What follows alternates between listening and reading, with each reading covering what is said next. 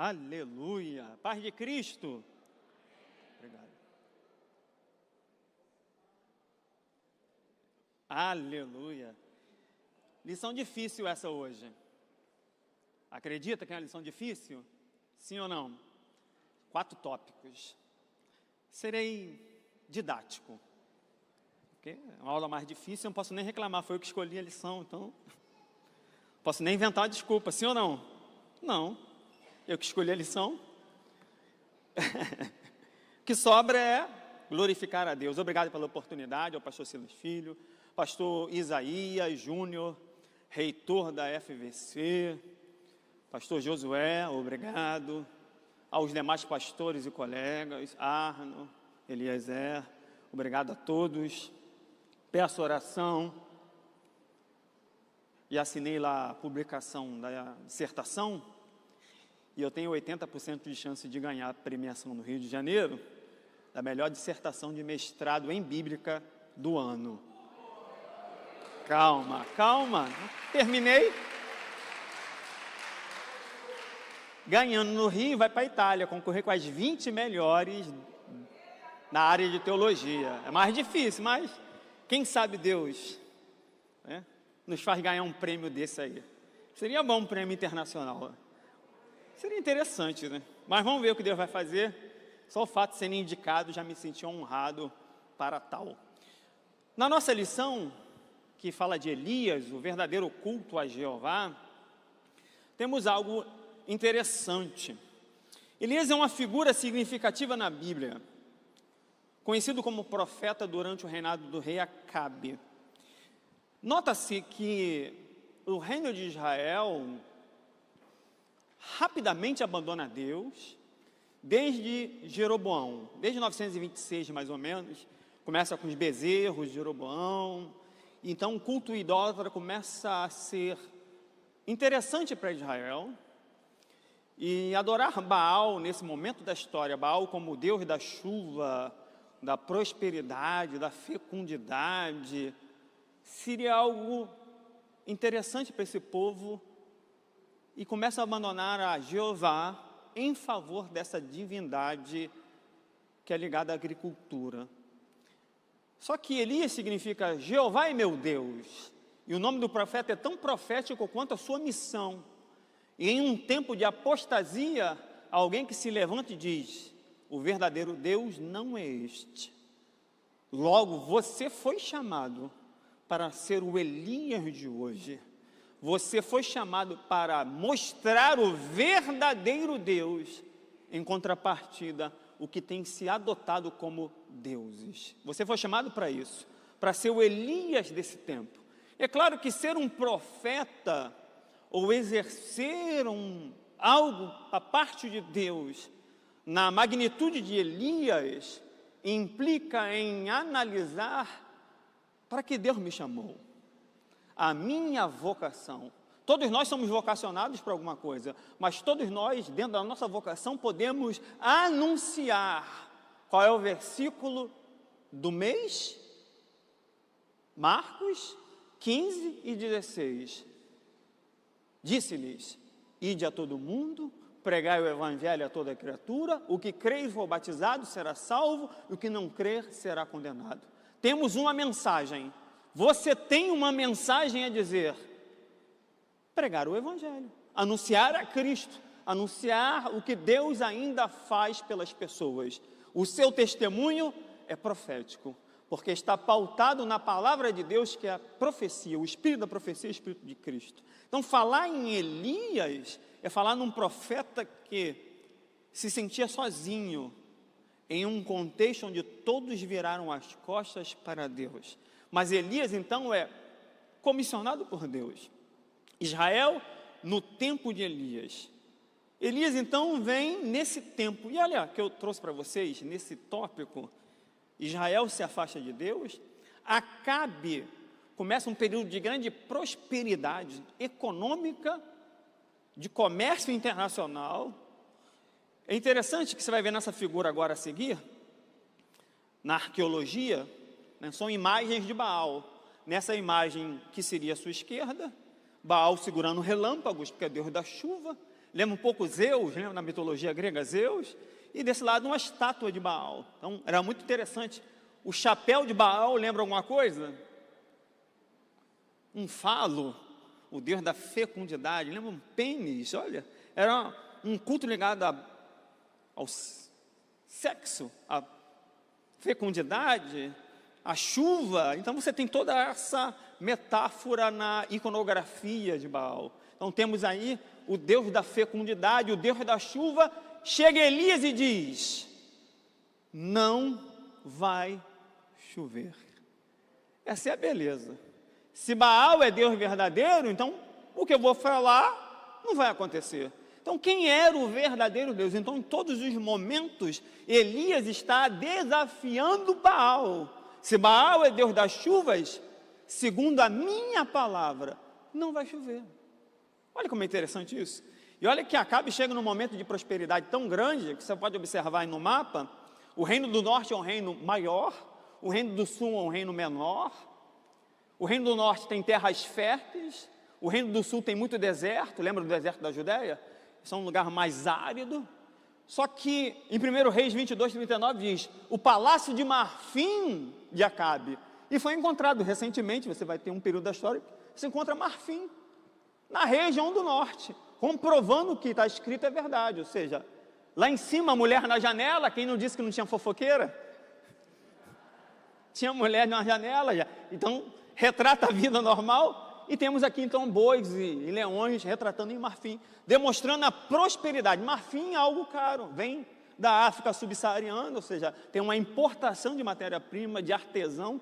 Fala então de um reino extremamente próspero, mas completamente afastado do verdadeiro Deus. Então, você tem um Deus da fertilidade, e Elias que diz, não chove. É interessante que, quando Elias diz que não chove, Elias se coloca então numa situação entre, quem é o verdadeiro? Baal ou Deus?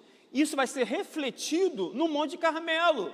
Quando Elias vai desafiar os profetas de Baal, ele vai dizer, até quando vocês vão cochear entre dois pensamentos? Se Baal é Deus, segue. Se Jeová é Deus, segue. Ou seja, não faça de Jeová um Baal e nem vice-versa, mas entenda qual é o verdadeiro. E aí então há não apenas uma disputa entre profetas, mas a disputa entre o verdadeiro e o falso Deus. Então Elias está num momento de grande idolatria, de abandono de Deus, de apostasia, e Elias chega com uma palavra dura. Todas as vezes que nós estamos na casa de Deus, três coisas vão acontecer: ou seremos confrontados, ou seremos confortados, ou seremos comissionados. Sempre vai acontecer isso. Deus vai nos confrontar a mudar alguma coisa, Deus vai nos confortar em relação a uma coisa que temos passado, e Deus vai sempre nos comissionar a lembrar daquele propósito que Ele nos chamou para fazer. E Elias então diz, não irá chover. Segundo a minha palavra, não haverá chuva nem orvalho durante 3 anos e meio. Elias então tem que se refugiar. E eu percebo nesse homem Elias, nessa característica de Elias, um rei fraco, Acabe. Quem mais mandava era mulher do que ele. Jezabel, não é que ela seja ruim, deixa eu te explicar. Ela atua como a verdadeira rainha do Antigo Oriente Próximo. Ela determina como uma déspota, ela determina e faz conforme a sua vontade. Acabe, aparentemente, teme entre Jeová e Baal um conceito equivocado a respeito de Deus. E muitas das vezes pessoas têm conceitos equivocados a respeito de Deus. Às vezes o nosso conceito acerca de Deus precisa ser melhorado. Isso me lembra da passagem de Naamã. Naamã, quando ouve de uma pequena menina que tinha um profeta que curava, vai até o profeta. Contudo, o profeta não recebe Naamã e manda que ele vá tomar um banho. E Naamã fica chateado porque tem que tomar um banho. E vamos questionar, Naamã, se fosse algo difícil você faria? Então faz o que é fácil. Se você não consegue fazer o que é fácil, você vai fazer o difícil para Deus? Não consegue convidar alguém ao culto? Vai pregar para alguém? Vai orar por alguém? Faça o que é fácil primeiro, para depois fazer o que é difícil. É interessante que todas as metáforas descritas nesse texto nos levam a uma profundidade teológica. Primeiro, uma criança diz que há uma solução, e a pele de Naamã sai como de uma... Porque o mergulho na água representa o batismo e o novo nascimento. Então, várias passagens do Antigo Testamento apontavam para o batismo. Noé, segundo Pedro, vai trabalhar Noé como batismo. A arca e o dilúvio como figura do batismo e da salvação. Como o cestinho de Moisés é a figura do batismo. Aquele que da água recebe a vida, como Naamã também. Tem a sua pele como de criança, ou seja, nasce de novo. Só que Naamã pede a Eliseu: me dá 2 cargas de terra para eu levar para a minha terra. Quando o rei for lá e eu precisar me curvar diante de irmão, não se ire contra mim. Eliseu disse: vai em paz. Então, era um conceito de Deus territorialista, é um conceito de Deus que manda aqui, não manda ali, ou de vários deuses. Então, esse conceito de politeísmo, esse conceito de deuses que tomam conta de espaços geográficos. Só que Jeová não é um Deus só da fertilidade.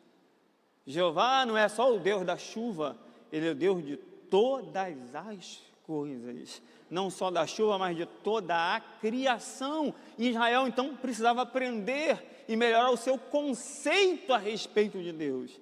E Elias diz: quando Acabe se casa com Jezabel, traz então a religião dos seus pais, Etbaal, traz a religião da Fenícia lá e traz para Israel, implanta uma nova religião, um novo culto. E aí Israel abandona o verdadeiro Deus pelo falso. E muitas das vezes, como Jeremias diz, eu queria entender isso, parafraseando Jeremias: vocês trocaram a fonte pela água que está rota. Vocês trocaram o verdadeiro pelo falso. Nenhuma nação que tem um Deus falso troca os seus deuses por outro. E vocês trocaram o verdadeiro pelo falso. Então, Israel vive uma crise de identidade. Israel que tem os profetas, Israel que tem a lei, Israel que tem a mensagem, que tem a aliança, troca o verdadeiro pelo falso. Como isso é possível?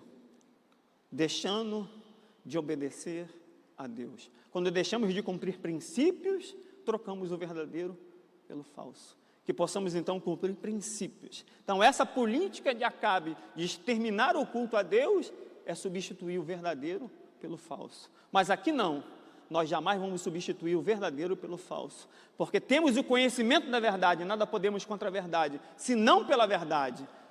A verdade está conosco, o verdadeiro Deus está conosco, que possamos então mostrar em nós o verdadeiro, porque a nossa vida é tão profética quanto um profeta. A sua vida é tão profética quanto aquilo que você é chamado para fazer.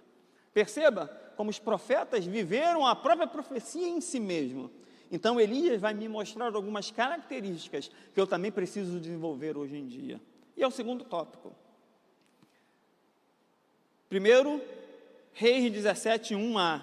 Então Elias, o tisbita, disse a Acabe. Olha o seu texto, primeira parte. Disse a Acabe. Então é um homem de coragem. Ele disse a quem? Ao rei. Ele disse à pessoa que era responsável pelo culto. Poucas vezes na Bíblia você vai encontrar Deus chamando a atenção de um sacerdote, mas muitas das vezes chamando a atenção do rei, porque o culto está parado, ou o templo está fechado. Porque quem é o maior responsável pelo culto? O rei. É Deus vai cobrar as instâncias de autoridade. Então Deus vai cobrar muitas vezes do rei, porque o culto está parado. Pega os reis reformadores, você não vai pegar um sacerdote reformador, você vai pegar reis reformadores, Ezequias, Josias. E olha que é bem interessante, que Judá era tão pequena, que na época de Ezequias cresceu de 90 mil para 210 mil pessoas. A arqueologia, porque o reino do norte estava se acabando, os fugitivos do norte para o sul, ou seja, tem um inchaço, um crescimento populacional. Então você tem essas questões no mundo, né, na arqueologia e na história. Então Elias é um homem de coragem. Ele falou com quem? Com o responsável. Ele não fala: Acabe. Disse Elias a Acabe, ele tem coragem. Segunda coisa que eu aprendo com Elias, a parte B do mesmo versículo. Vive o Senhor Deus de Israel, perante cuja face estou. Elias tem comunhão com Deus. Quando você tem comunhão com Deus, a sua palavra se confunde com a palavra de Deus, e aquilo que você fala pode se tornar real tanto quanto a palavra de Deus, porque você está em comunhão com Deus. Elias não disse, Deus mandou dizer que não chove, ele disse, segundo a minha palavra, não chove. Olha como Elias é ousado na sua colocação, é um homem de coragem em comunhão com Deus, logo é um homem de fé, e diz, não haverá chuva nem orvalho sobre a terra. Por que não chove? Porque Baal é Deus da chuva. Elias disse, se ele é Deus, então vamos ver se ele é Deus realmente. E não choveu. Nesses anos não choveu conforme a palavra de Elias. Elias é um profeta um pouco solitário. Não vemos Elias em coligações de profetas, mas é um profeta um pouco mais destacado, austero. Mas é interessante que Elias sai dali, Deus diz, sai daqui então, fica no ribeiro de Querite, bebe no ribeiro, que eu vou mandar corvos trazer pão e carne para você. Apesar de Elias estar no mesmo contexto e também sofrer com a seca, porque está no mesmo contexto, que um pouco mais adiante o ribeiro seca, Deus disse, vou sustentar você. Usando o quê? Corvos. Animais pela lei imundos. Corvos são animais que comem carniça. Mas Elias então é sustentado de forma sobrenatural. Aquele que tem comunhão com Deus, aquele que tem coragem para enfrentar o pecado e denunciar os erros da sociedade, esse que se levanta como uma voz profética, Deus tem o seu sustento. Só que eu gostaria de fazer uma exegese intabíblica com você, me permite? Me permite, sim ou não? Então eu gosto de ver a vida do personagem a partir de outro personagem. Então quando você consegue ver a vida de um a partir do outro, você começou a ler a Bíblia, legal. Então, muitas coisas da vida de Elias, eu encontro em Moisés e em Jonas. Olha como isso é bonito. Muitas coisas da sua vida podem ser encontradas na vida de outra pessoa, ou você pode passar por uma experiência semelhante, onde Deus vai agir de uma maneira também similar. Mas não igual, mas similar. Vejamos isso então. Pão. Elias não tem pão? Moisés tem maná. Jonas já não fala de pão. Essa parte não dá. Mas tem água. Sim ou não? Sim ou não? Tem carne. Elias tinha o quê? Pão e carne. Moisés tem maná e codornizes. Pão e carne. Só que depois no outro capítulo tem a água da rocha. Mas Elias tem a água do ribeiro. Então você percebe que a vida de Elias pode ser vista pela vida de Moisés. Ou a vida de Moisés ser vista pela vida de Elias. Então quando a Bíblia interpreta ela mesma, podemos ter similaridade nos nossos ministérios. Podemos ter algo em comum que nos leve a ter experiências com Deus. Experiências comuns. Que todos nós podemos ter hoje. Água do ribeiro. Água da rocha. Jonas já não tem. Mas Jonas tem algo também muito similar a Elias. Elias tem animal, corvo. Moisés, a vara vira serpente ou cobra. E Jonas tem um peixe grande. Tem uma sardinha ali. E dá aquela volta de submarino, mas deve ser um pouco ruim o gosto dele, que vomita Jonas, porque teve um gosto ruim. Mas você começa a perceber, Deus usou animais para fazer alguma coisa. Deus usou coisas naturais para fazer alguma coisa. Deus usou coisas sobrenaturais para fazer alguma coisa. Deus pode usar coisas naturais, coisas que não são, coisas desprezíveis, coisas vis, coisas sem sentido, para fazer com que Ele deseja se torne realidade na minha e na sua vida. Deus pode fazer, irmão. Vamos lá, mais um pouquinho. Senta-se debaixo de um zimbro e diz, quero morrer. Porque depois da passagem do Carmelo, não há conversão. E Elias fica chateado. Ele pensou que Acabe ia se converter, ele pensou que todo mundo ia se converter, porque o povo gritou no monte, só o Senhor é Deus, mas você não vê mudanças. E Elias então fica chateado, deprimido, como se todo o seu trabalho fosse em vão. Olha como é que é isso. Irmão, pregue. Quem convence é o Espírito Santo. Convide, quem muda é Deus. Faça só a sua parte. Para de colocar expectativas naquilo que Deus não colocou. E olha que ele veio para confrontar, mudar, trazer conversão, e o povo continua incrédulo. Pelo contrário, ainda recebe ameaça de morte. Amanhã vou arrancar a tua cabeça. Ele tem que ir embora, tem que fugir. Jezabel diz que vai matar ele. E não teve mudança. Aquela mudança momentânea no monte por causa do milagre da água. Olha como isso é interessante. Moisés não deita-se embaixo, mas vê a sarça. Mas Jonas é muito igual. Jonas vai, senta e deita e diz, quero morrer. Jonas faz a mesma coisa, quero morrer. Elias pede a morte porque o povo não se converte. Jonas pede a morte porque o povo se converte. Eu não entendi Jonas, né? Senhor, você podia ter convertido, Senhor. Não precisa nem ter vindo aqui, Senhor. Mensagem mais muquirana. Daqui 40 dias Deus vai destruir a cidade. Pronto. É uma mensagem de Jonas. Mensagem de Elias. O verdadeiro Deus, ele restaura o altar, ele faz todo um ritual para trazer a chuva. Restaura o altar todo de pedras, derrama água. O que eles precisavam? Água. Quando aprendemos a dar aquilo que mais necessitamos, é quando Deus traz a abundância daquilo que oferecemos a Ele. O que eles queriam? Chuva. O que Elias derrama?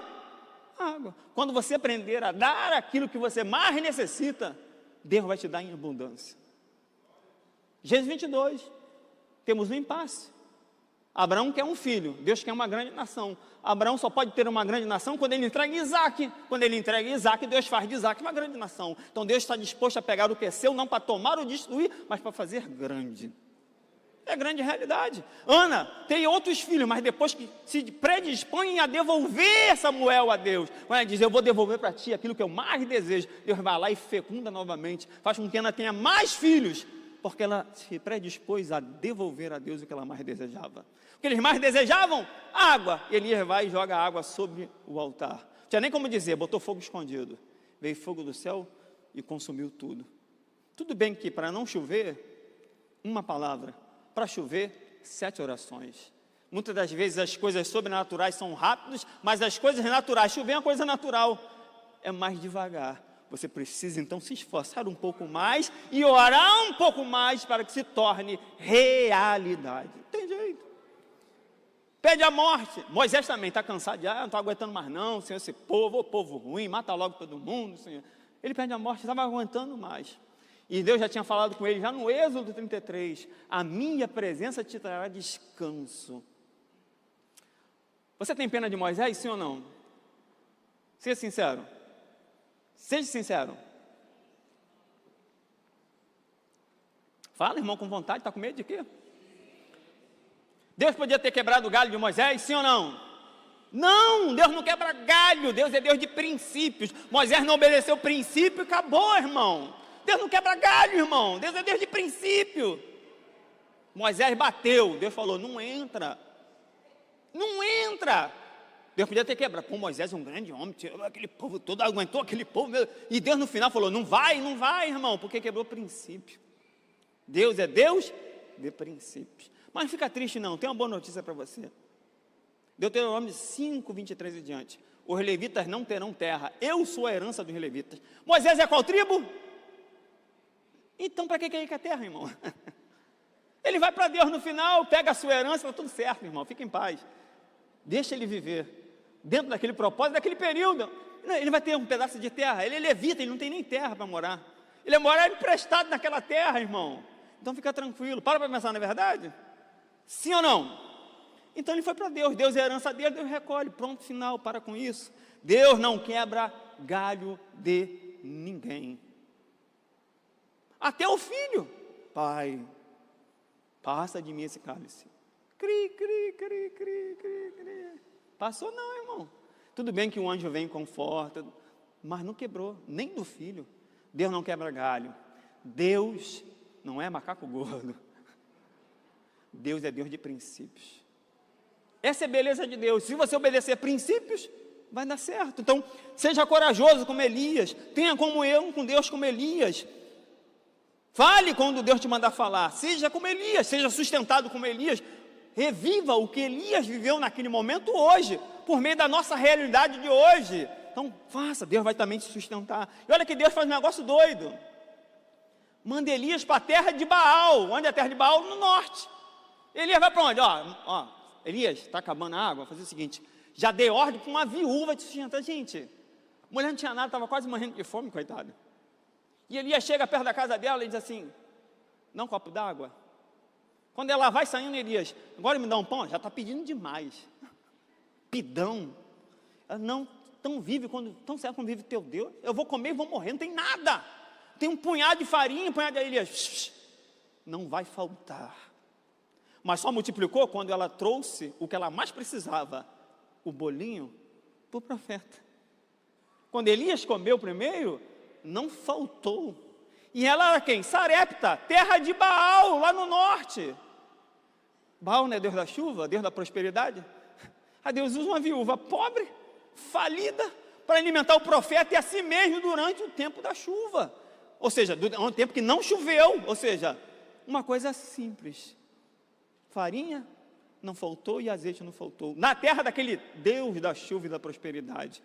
Ela teve prosperidade e passa a ser exemplo daqueles que creem, não sendo judeus, e podem ser alcançados pelas promessas de Deus, porque ouviu uma palavra e creu. O segredo dela é, ouviu a palavra e creu, pôs em prática. Se você não põe em prática aquilo que diz acreditar, desculpe, você não crê.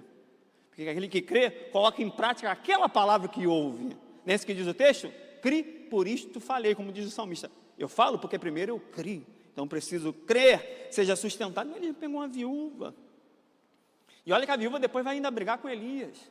Você veio aqui para trazer memória do meu pecado. E agora meu filho morreu, botou na culpa de Elias. Elias é como Moisés, é uma pessoa que está sempre quase morrendo. Já notou?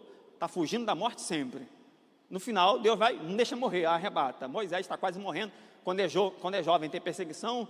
Um faraó quer matar, Deus quer matar no quarto, a mulher tem que ser circuncidada, o cara está quase morrendo sempre, fica tranquilo, irmão. Moisés tem que aprender a morrer. Elias está fugindo da morte de Deus, então nem vou deixar você morrer, não, você está deprimido, né? Pediu o quê? A morte? Deus, então, você quer a morte? Eu não vou te dar a morte, não, vou te arrebatar, pronto. Para com esse negócio, então, para de pedir errado, pede certo. Então Elias vai, e a mulher diz, você trouxe na minha memória o meu pecado. Elias vai e ora pela criança. A criança vai à vida, ela diz, agora sei que a palavra de Deus na sua boca é verdade. Não era antes? Era. Mas as crises podem abalar a fé quando ela é incipiente ou precisa de desenvolver-se. Ninguém tem uma fé gigante, irmão.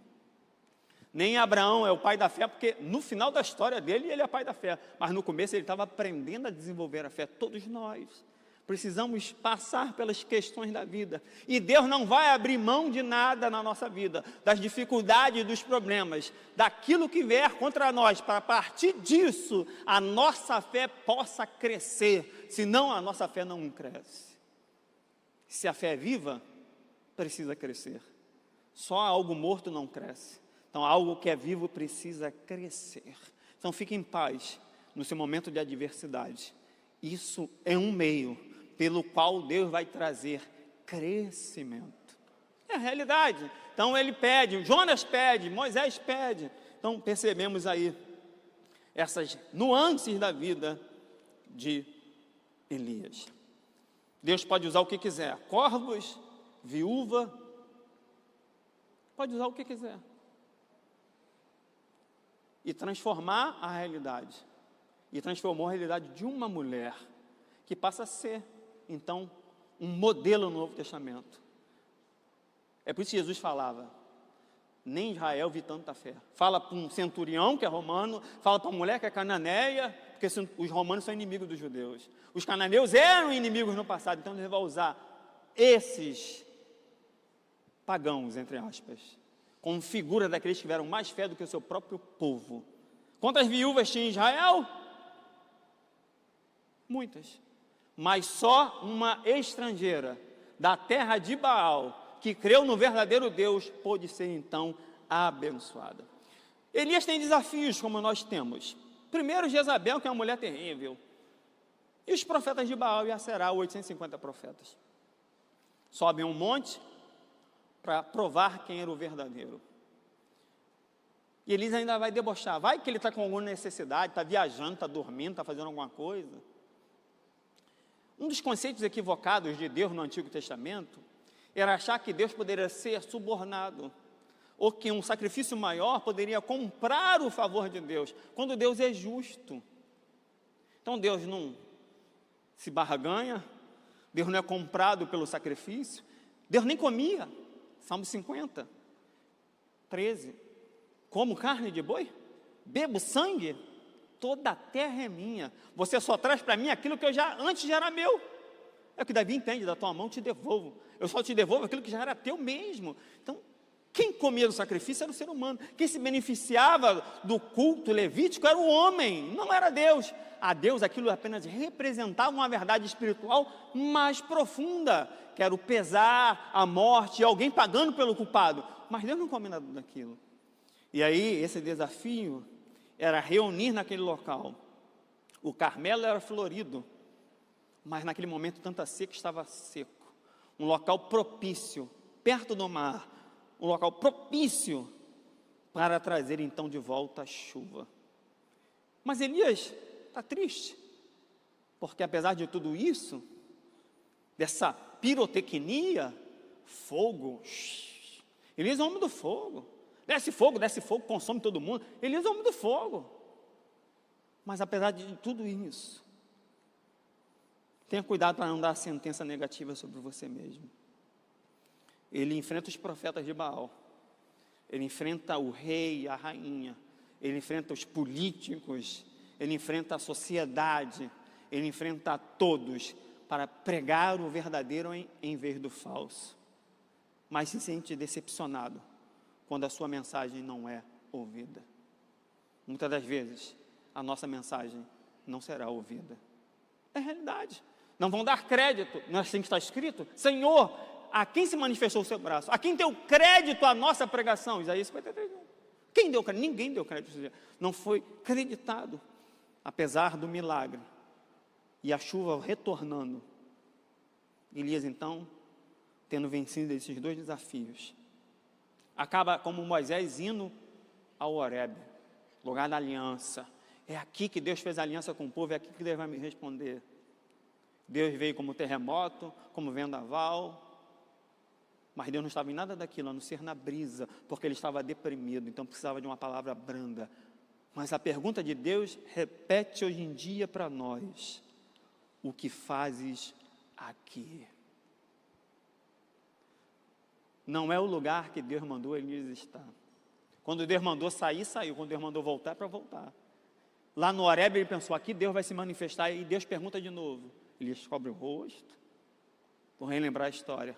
Aí vem terremoto, vem um feno que quebra, vem tudo, fogo do céu, e Deus não está nada de Deus, está na brisa e pergunta novamente: o que fazes aqui?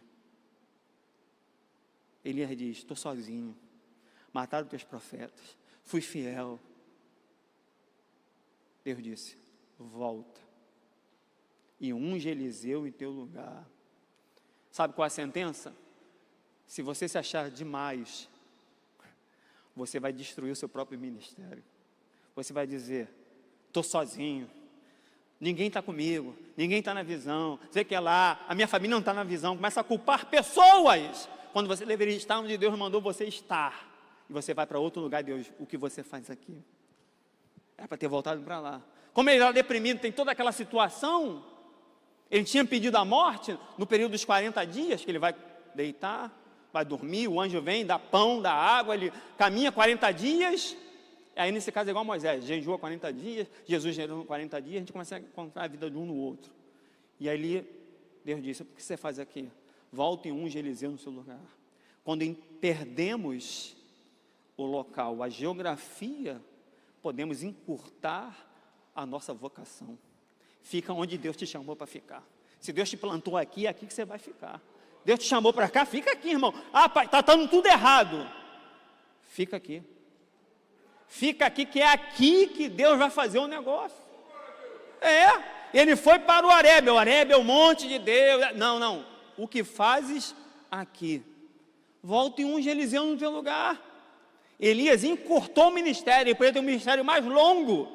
Mas Deus disse: vai então unge Eliseu. Você não quer? Deus levanta alguém para ficar, irmão.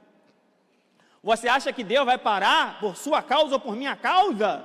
Deus vai continuar. Deus não tem problema de recomeçar. Deus recomeçou com Noé, Deus recomeçou com a igreja, Deus recomeça sempre. Para com isso. Para de ficar bitolado. Deus sempre recomeça. E a pergunta ressoa: o que você faz? Temos que estar onde Deus colocou. A bênção de Deus é geográfica. ministérios, vocações, dons, talentos, são geográficos. Precisamos estar numa geografia para podermos receber. Tudo bem, está com depressão, está com dificuldade. Isso aí você vai encontrar em 1 Reis 19. Ele está nessa dificuldade toda, mas esteja onde Deus te colocou para estar. Pode estar dando tudo errado, mas Deus me mandou ficar aqui. É aqui, irmão. É no local onde Deus mandou você ficar, que será o local do milagre, da mudança e da transformação, na geografia de Deus. Tudo bem que a lição é grande, lembra que eu já disse isso. Tudo bem que ele estava desanimado. Tudo bem que ele pede a morte. Mas aí Deus não mata Elias. Porque Deus entendeu que Elias estava passando por um problema. Deus não é indiferente às minhas dificuldades e limitações. Deus não é indiferente à minha crise existencial. Deus não é sarcástico e Deus não é mau tampouco. Mas Deus precisa trabalhar conosco em meio à crise. Olha que Elias é um profeta, dos poucos, mencionado por Malaquias, que ia voltar. Tudo bem que não era ele, era João Batista, Lucas 1,17. João Batista vem no espírito e poder de Elias. A questão é que Elias não morreu. Morreu? Não, mas João Batista morreu. Ou seja, quando você vem no espírito, no poder de outra pessoa, ou seja, pelo espírito ou por baixo de um ministério, de uma autoridade, você pode receber aquilo que o outro não recebeu. É claro, irmão, fique em paz, irmão. Elias não morreu, mas João Batista morreu. Fique em paz, irmão. Mas não é profeta, sim ou não? Paga o preço de ser profeta. Foi chamado para quê? Paga o preço daquilo que você foi chamado para ser. Então Elias tem os seus desafios. E este maior desafio não é Jezabel, não é Baal, é ele mesmo. É achar que estou sozinho e Deus diz, tem 7.000. Eu tenho 7.000 ali que nunca se dobrou para Baal. Ei, não é porque você não está no holofote que você não é visto por Deus. Elias estava no holofote, mas tinha muita gente boa sem estar no holofote, que era temente a Deus e estava fazendo a diferença. Você pode não estar no holofote, você pode sequer segurar no microfone, mas se você for fiel, Deus sabe que você está, e Deus contabiliza a sua vida. Essa é a realidade. Essa é a realidade. Não precisa estar no holofote. Deus vai chamar um para o holofote, irmão, fique em paz. Senão você vai ter crise. Deus falou que o meu ministério é grande. Já viu essas crises? E parece que nunca é. Aí você, mas é grande. Deus te chama para alguma coisa pequena? Nada de Deus é pequeno. Por mais que possa parecer pequeno para mim, tem grande importância para Deus. Você não sabe o que por detrás daquilo que Deus te chamou para fazer pode gerar no mundo espiritual muito maior do que isso. Elias no Novo Testamento. Nós vamos partir para o encerramento. Então Elias aparece no Monte da Transfiguração. Jesus leva Pedro, Tiago e João. Talvez, conjecturo eu, Pedro, porque ia negar recentemente, precisava de uma experiência espiritual. A experiência não é maior que a Bíblia, porque se a experiência contradizer a Bíblia, ela não pode ser aceitável. Mas eu preciso de experiências com Deus, e essa experiência de alguma forma pode estar refletida na Bíblia, mesmo que eu ainda não tenha visto aquela experiência. Mas é uma realidade. Então Pedro ia negar, precisava de uma experiência. Tiago morre no 12, precisava de fé, a experiência para ter mais fé para suportar a morte. João está ali porque João é que ele vai receber a revelação do Apocalipse, e precisa de uma experiência sobrenatural. Mas Pedro é o primeiro que confessa. Tiago significa, literalmente, não traduzindo ao pé da letra, aquele que substitui. E João é presente. Então, por meio de Cristo, que confessa o Pai, podemos receber o presente. João significa presente ou dádiva. Podemos receber a dádiva da salvação. Temos Moisés e Elias, a lei e os profetas. Temos Moisés e Elias falando da morte de Cristo, falando da morte.